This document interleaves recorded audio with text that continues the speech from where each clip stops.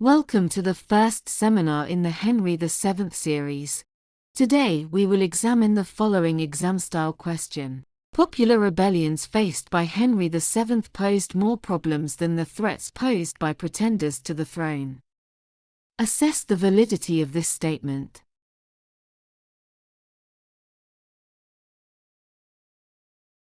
It is really common to feel like you do not know where to start with these knowledge-based evaluation questions, in terms of both the knowledge you choose to deploy and the way in which to structure your answer. So this seminar will talk through the different steps to this process. I always recommend to my students to spend their time planning an answer to popular exam questions like the one we will look at today. By taking your time to really think about the question and the possible approaches to the answer, you can draft something that's meticulous and well evaluated. Then, later in the run-up to the exam, you can go back and revise this plan, before having a go at the same question under timed conditions. This seminar will be split into 4 parts. Firstly, we will take our time to unpick the question. Then we will focus on a key historical concept that will help us to structure our answer and choose which knowledge to deploy. We will then select our evidence. Finally, we will then construct our answer using my 3-step plan to ensuring your response is focused on evaluation. At the end, I will show you an exemplar paragraph. Let's first unpick the question. I will give you 30 seconds to read it and consider which words or phrases are important.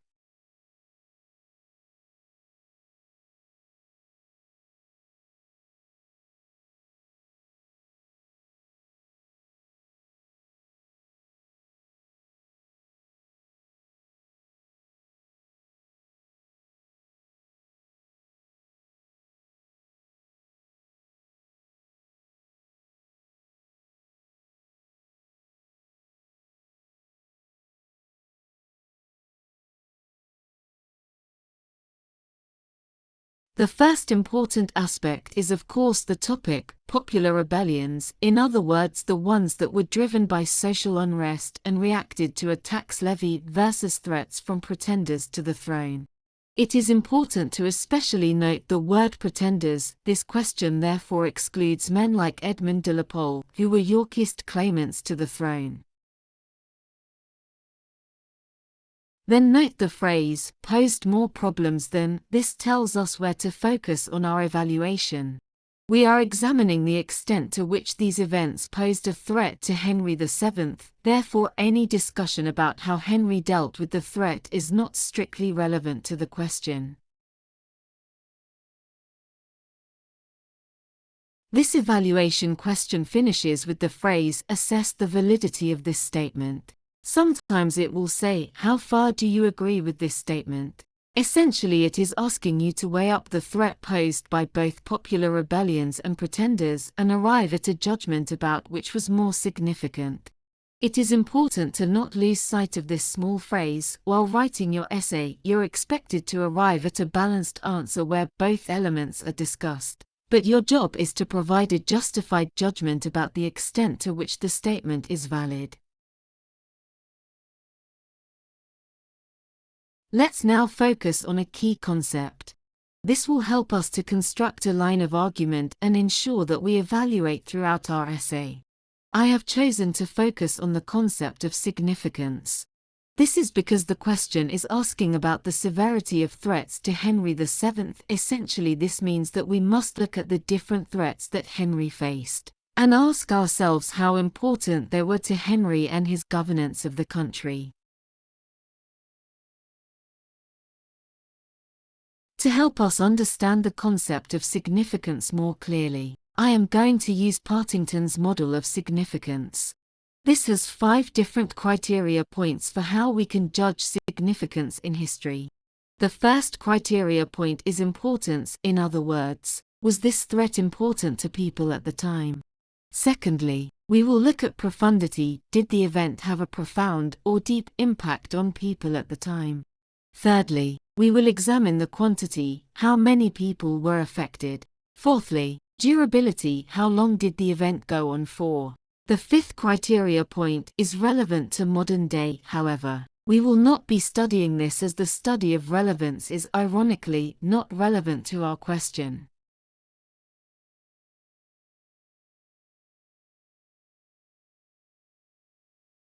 I am now going to give you 30 seconds to consider which threat was more important, not to the people at the time, but to Henry VII as king.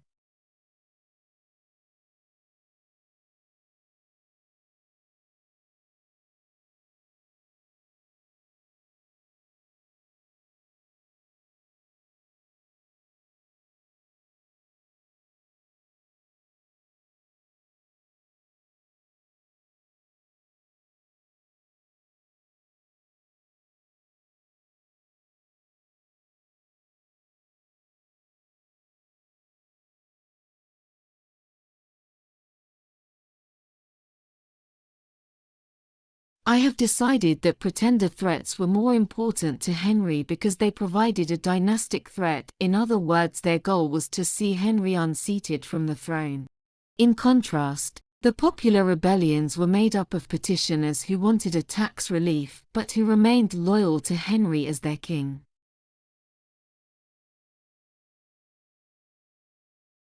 This feeds into the overarching theme of Henry VII's reign. His most important priority, from beginning to end, was to ensure domestic security for both himself and his heirs to the throne.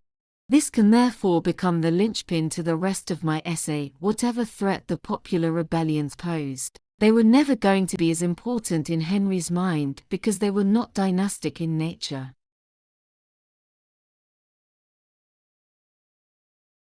Let's now look at profundity. Consider which threat had the deepest impact on Henry's people and therefore will affect his governance, and which had the deepest impact on Henry himself.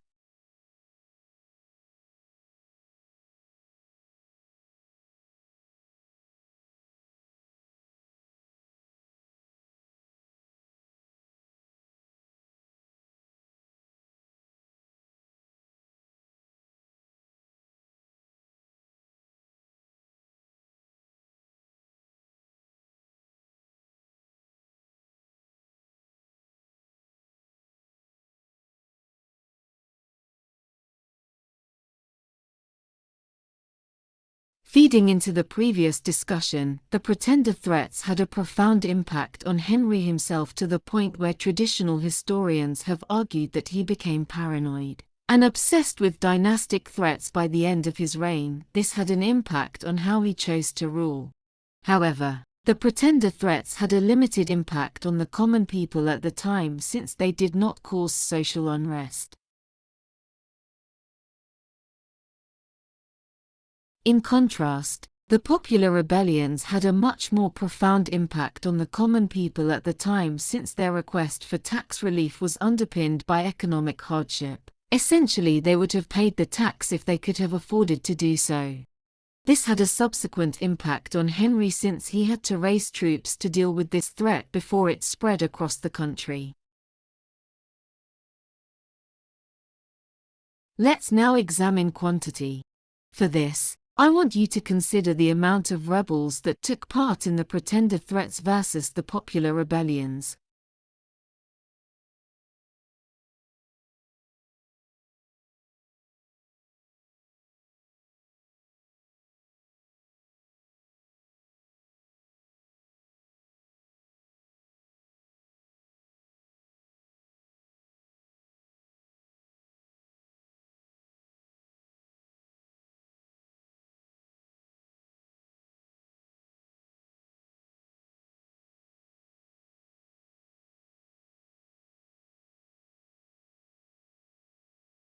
In terms of quantity, the popular rebellions were certainly a greater threat.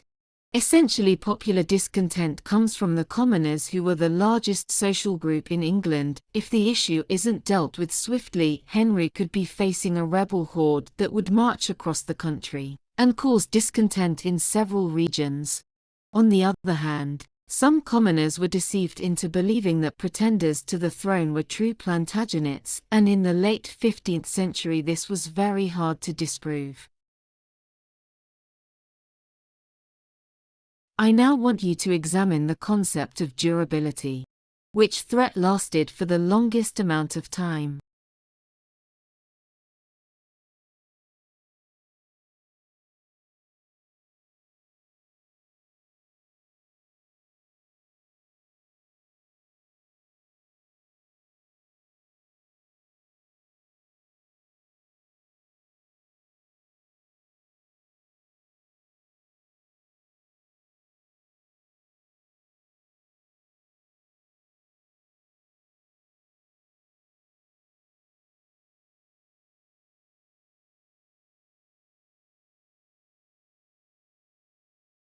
In this instance, the pretender threats were a more prolonged threat. This is because they were conducted after meticulous planning, most of which happened overseas, whilst the popular rebellions were reactive against a government policy. However, the popular rebellions were capable of escalating if they were not dealt with in a swift and efficient manner. Now we have really focused in on Partington's criteria for significance. I would like you to select evidence that you feel could be used to support each of the 4 criteria points. I will give you 30 seconds to consider which particular threat was most serious to Henry.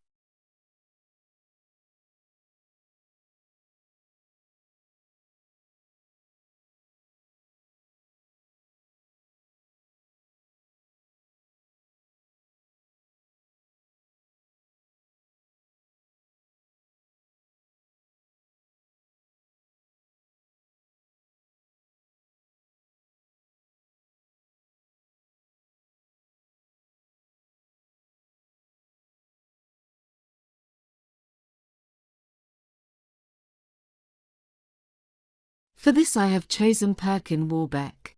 Henry's foreign policy was significantly undermined due to this threat because Warbeck was able to garner support from several foreign leaders.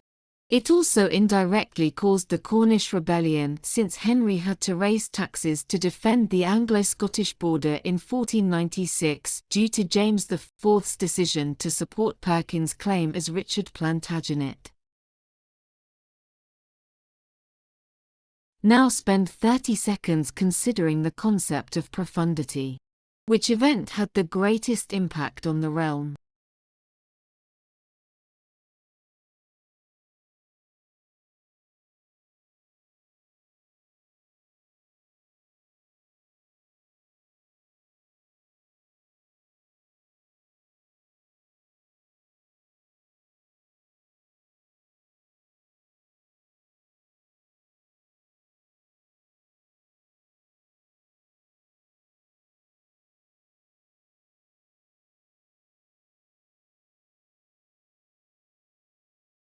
In this sense, you could argue that the Lambert-Simnel rebellion had the largest threat.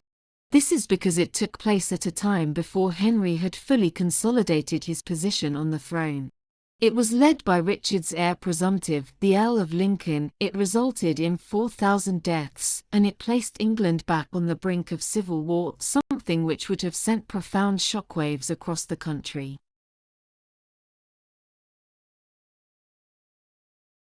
Now consider which of the threats had the greatest number of rebels.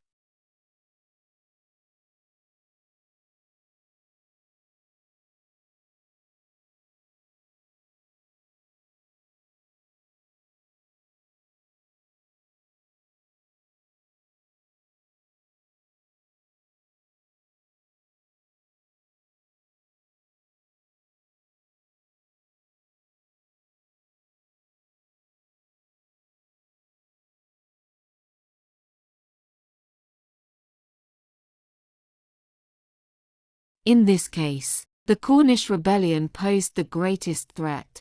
This is because the rebellion gathered such great momentum and so resulted in 15,000 rebels marching on London. They reached the gates of London at Blackheath. There was also a second rebellion, of 6,000 men, that happened immediately after the first, this time with Perkin Warbeck as the figurehead. Now spend 30 seconds considering which of these threats lasted the longest amount of time.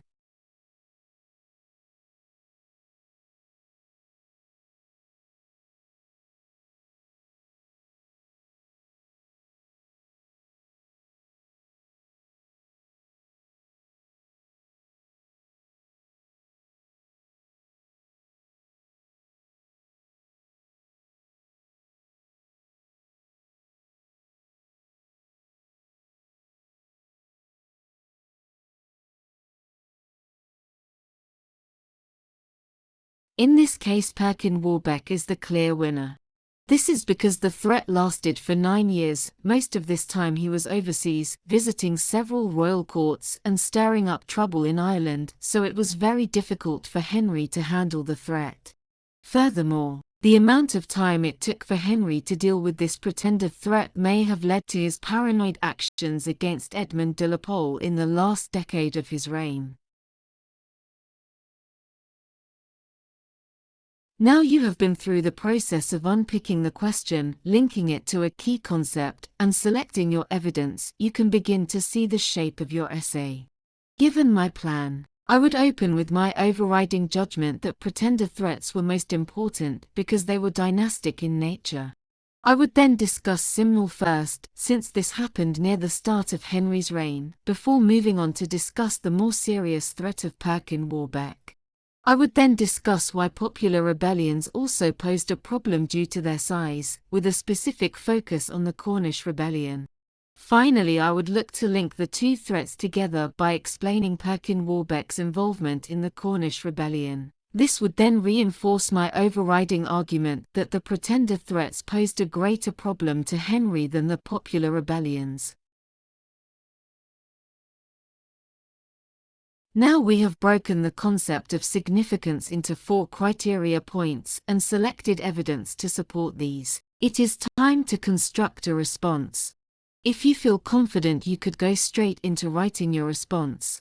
However, I would recommend writing a skeleton plan of what you will discuss in each paragraph to ensure you remain focused on the questions and your key line of argument. During the exam, you will not have time to write a detailed plan or to write an extensive amount of detail about each threat that Henry faced. Even though this may feel like you are going back to GCSE-style essays, it is worth following a key formula or pattern to help structure each paragraph. I use what, how, why with my students. When done correctly, this means you can write a fully developed paragraph in just 6 sentences. By keeping your paragraph short, you will keep your essay focused on the question and allow for breadth of understanding. Your opening sentence is the most important sentence as it sets your stall out and establishes your argument for that paragraph. It should not be too specific, instead it should show good conceptual awareness of why a threat was important to Henry. It is hard to imagine doing this, but I want you to try and condense your facts, or evidence, into just 2 sentences. This will stop you from falling into a narrative or storytelling mode about the key events. Finally, you need to fully explain why the evidence suggests the threat was serious to Henry. You might be thinking, wait, where does the evaluation come in? However, if you have set out an argument in your first sentence, then this explanation should be linked directly to this. That then turns the explanation into evaluation. I'm now going to show you how the what, how, why method works in practice through a model paragraph on Perkin Warbeck. Your what should be one clear point. Pretender threats posed more problems to Henry because they were hard to disprove and they acted as a dynastic threat. Your how should be 2 sentences of evidence. For example, Perkin Warbeck gained international recognition when he pretended to be Richard, Duke of York, from Burgundy, the Holy Roman Empire, France and Scotland. He was harboured in royal courts throughout the 1490s and even caused a Scottish invasion over the land border to England in 1496. Your why should be 3 sentences of explanation. This was a significant problem because, during the 1490s, Henry had to prioritize the Warbeck threat when conducting his foreign policy, including a trade embargo on Burgundy that lasted 3 years and the levy of a tax subsidy to defend the Anglo-Scottish border. It was difficult to disprove Warbeck's claim since Richard had been a prepubescent when he disappeared from the Tower, so his physical appearance would have altered as he matured. Furthermore, Warbeck was protected by Margaret of Burgundy as his international sponsor, which meant it took 7 years to both capture and interrogate him into revealing his true identity. This paragraph could then feed nicely into a second paragraph about how Warbeck caused further disruption by joining the Cornish Rebellion, a rebellion which had occurred ultimately due to his appearance in Scotland. Hopefully after watching this seminar you are feeling less like the student on the left and more like the student on the right. Please continue to practice, especially with the writing structure, since it is only through practice that these skills become a habit. Thank you for watching. Tune into the rest of my lectures and seminars to understand how to apply core content from the Tudor course to other exam-style questions.